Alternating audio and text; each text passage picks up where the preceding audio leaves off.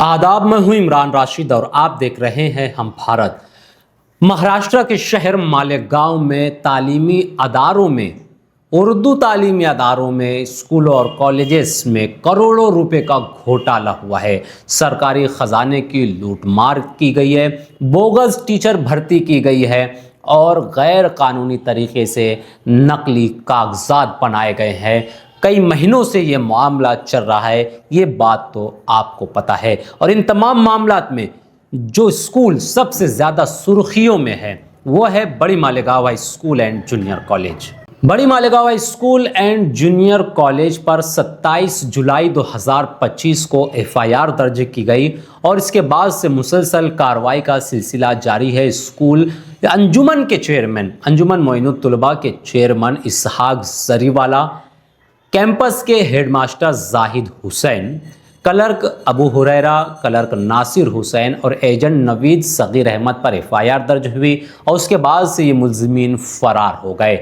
Malegaon court में इन लोगों की जमानत रखी गई, जमानत रद्द हो गई। मामला हाई कोर्ट में, मुंबई हाई कोर्ट में ये मामला चल रहा है।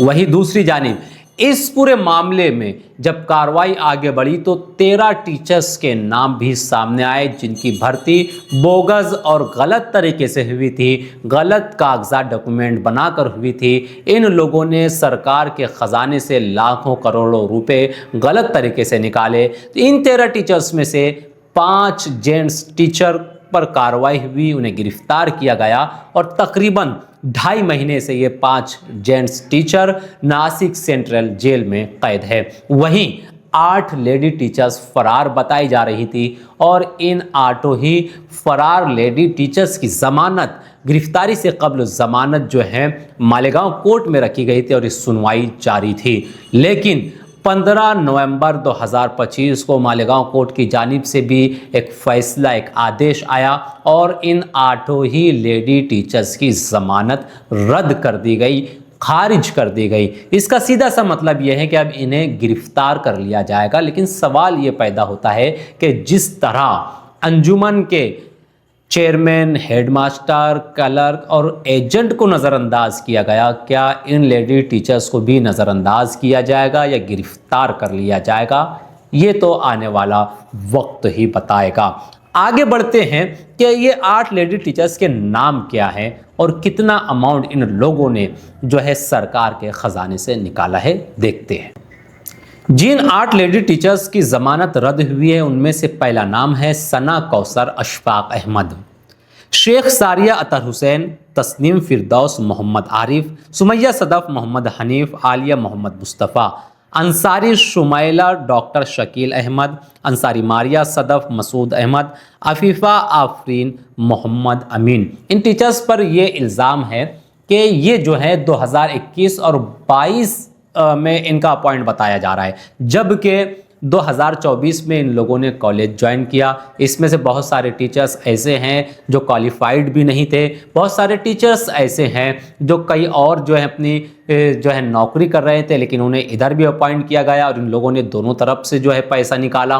तो बैक डेटेड इन्होंने जो है रकम जो है गवर्नमेंट के ख़जाने से निकाली, गलत तरीके से निकाली गई। 2024 में अपॉइंट हुए गलत तरीके से और 2021 से 24 तक की रकम या 25 तक की रकम जो है इन लोगों ने जो है सरकार के ख़जाने से निकाली। कितनी रकम निकाली है वो भी जानते हैं। जब इन टीचर्स पर कार्रवाई हुई तो 10/10/2025 को इन 8 टीचर्स की जानिब से मालेगांव कोर्ट में ज़मानत रखी गई। कार्रवाई चलती रही, सुनवाई होती रही और 15/11/2025 को मालेगांव कोर्ट की जानिब से 8 ही लेडी टीचर्स की ज़मानत रद्द कर दी गई है। इन टीचर्स के अकाउंट में जो अमाउंट आया है सरकार के ख़जाने से, जो इन लोगों ने निकाला है, वो कितना और किसने कितना निकाला है वो देखते हैं।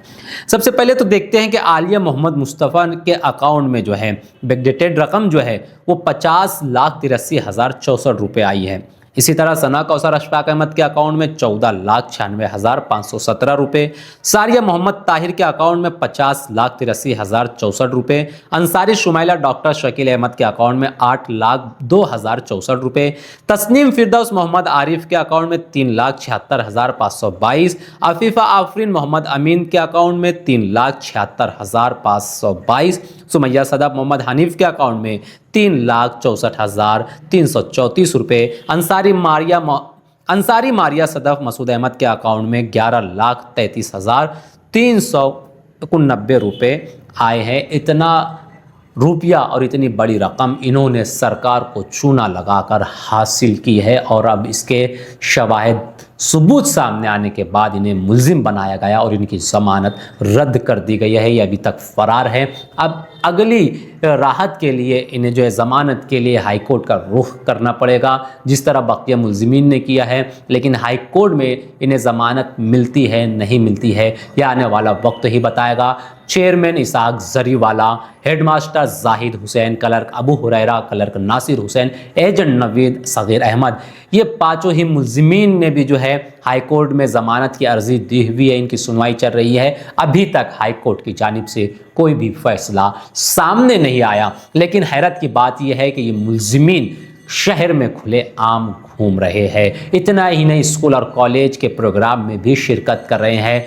जाहिद हुसैन का एक वीडियो सामने आया हेडमास्टर का, वो जो है स्कूल के एक प्रोग्राम में जो मैराथन हुआ था उसमें स्टेज पर मेहमानों के साथ नज़र आए। वहाँ पर पुलिस भी मौजूद है। ऑफिस वर्क कर रहे हैं, वहाँ पर जो है डायरेक्शन दे रहे हैं।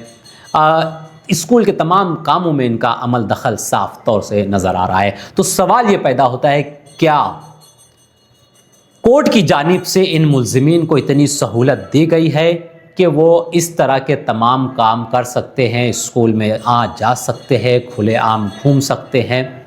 अगर नहीं तो इन पर कार्रवाई क्यों नहीं हो रही है? और कार्रवाई अगर होगी तो कब होगी? अगर नहीं हो रही है तो इसके पीछे क्या बात है? वहीं एक बात ये भी सामने आ रही है, आवाम में जो चर्चे का बाइस बनी हुई है कि ये मुल्जिमीन जब से खुले आम घूम रहे हैं, ये कहीं ना कहीं कार्रवाई में खुर्द बुर्द करने की कोशिश कर रहे हैं, ये कागजात से छेड़छाड़ करने की कोशिश कर रहे हैं, ये डिपार्टमेंट तक रसाई की कोशिश कर रहे हैं। इसलिए ये अंदेशा जताया जा रहा है कि कहीं कार्रवाई का रुख तब्दील ना हो जाए और शहरियान ने जो इंसाफ की उम्मीद लगाई है, ऐसा ना हो कि इस उम्मीद पर पानी फेर दिया जाए। वैसे हमने बहुत सारे वकला से, एडवोकेट से जब बातचीत की तो हमारे सामने तो यही बात आ रही है कि जिस तरह से कार्रवाई हो रही है, जिस तरह से सुनवाई हो रही है और जितने सबूत और शवाहिद इन मुल्जिमीन के ख़िलाफ़ मौजूद है, तो मुमकिन है, पूरा इम्कान यह है कि हाई कोर्ट की जानिब से भी इन मुल्जिमीन की ज़मानत